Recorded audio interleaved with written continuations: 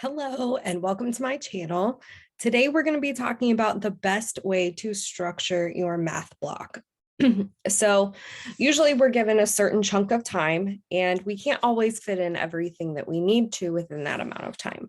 So today I'm going to share with you the way that I have structured my math block for the past few years and how it has run so smoothly.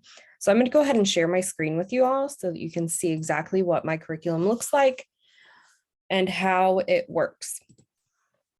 So here I have my first unit that I always teach in third grade, place value.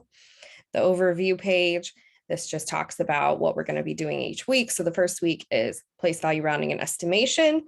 Then we go into multi-digit addition, multi-digit subtraction, and then we focus specifically on word problems using everything we have learned. So I like to focus my lessons on one part of the skill. So at the beginning, we're talking about place value drawings.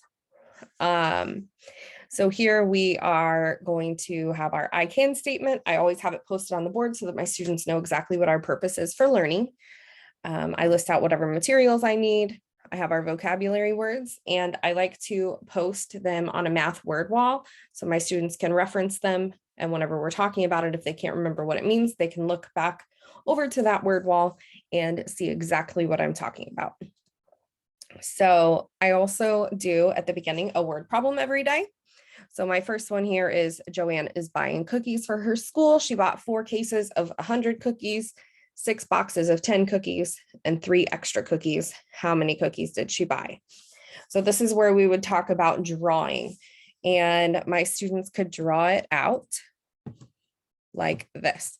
So we know what 100 looks like. So I've got 1, 2, let me move myself out of the way.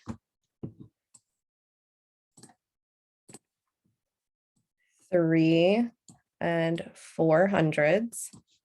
So that is taken care of. Then 6 boxes of 10 cookies. So I know what a 10 stick looks like. So I would just draw 6 of those. 1, 2, 3, 4, 5, 6, and 3 extra cookies. So I would have to think about, how could I draw some ones? So I would have 1, 2, 3. Obviously, if you had manipulatives, you could use those as well to show the concrete way of looking at it.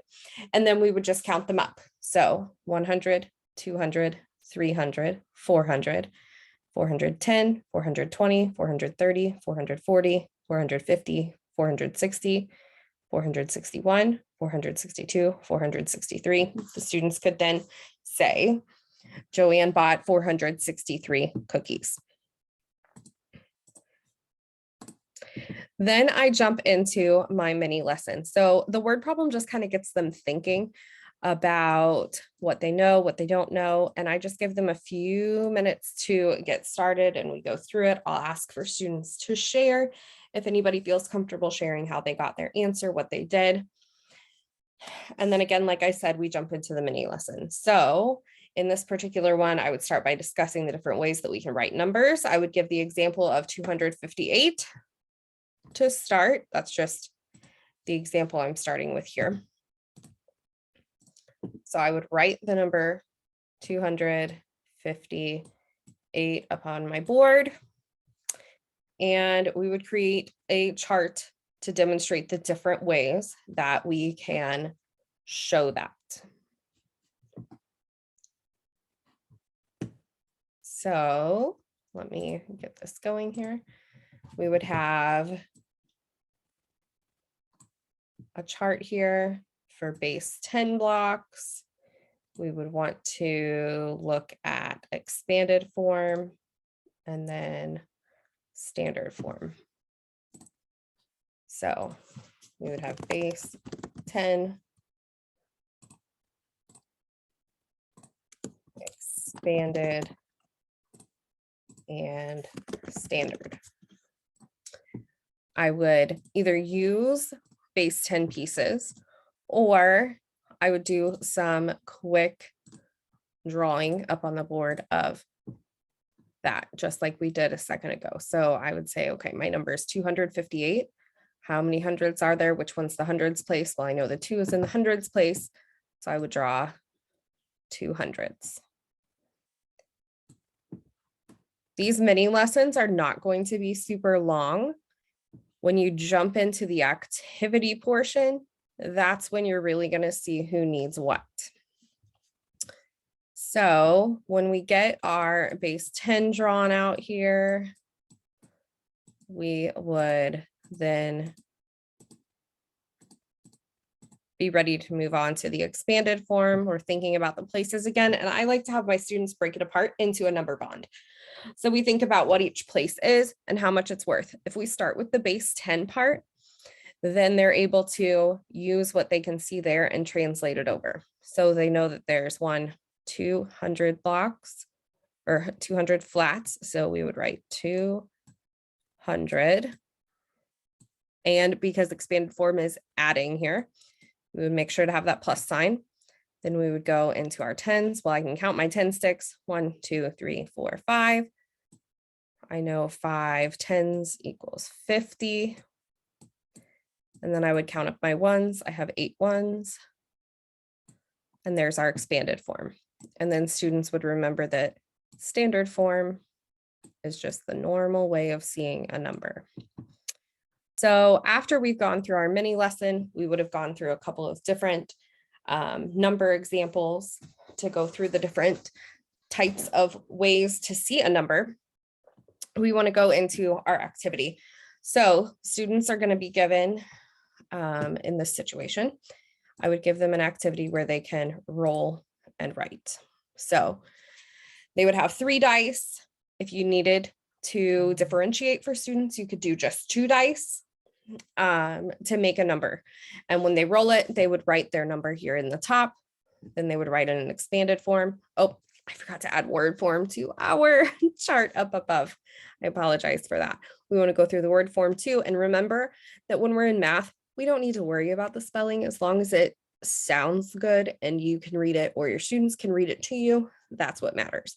In math, we're worried more about the numbers as compared to the spelling. So they would roll their dice, write their number down, do it in expanded form, do it in word form, do it in base 10 drawing, and then go again.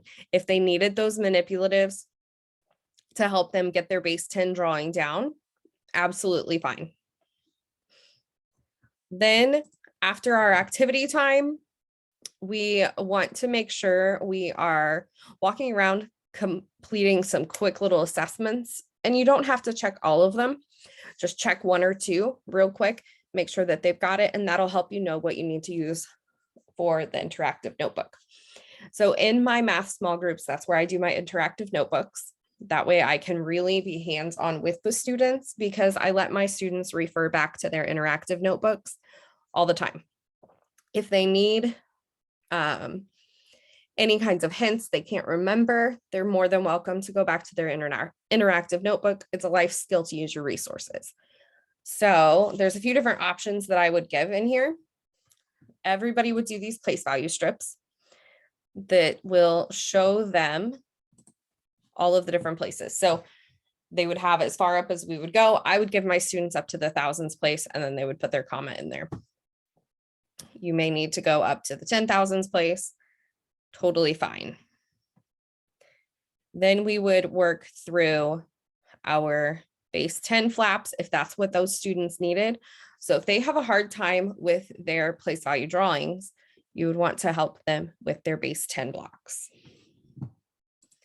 So I would give whichever group I needed, whichever one. So if they're not ready for 3-digit numbers and they need those 2-digit numbers, they can do that.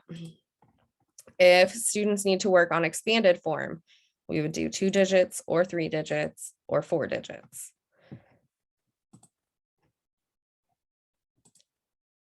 And then if they needed to work on their word form, they would do 2 digits or 3 or 4 based on what your students need.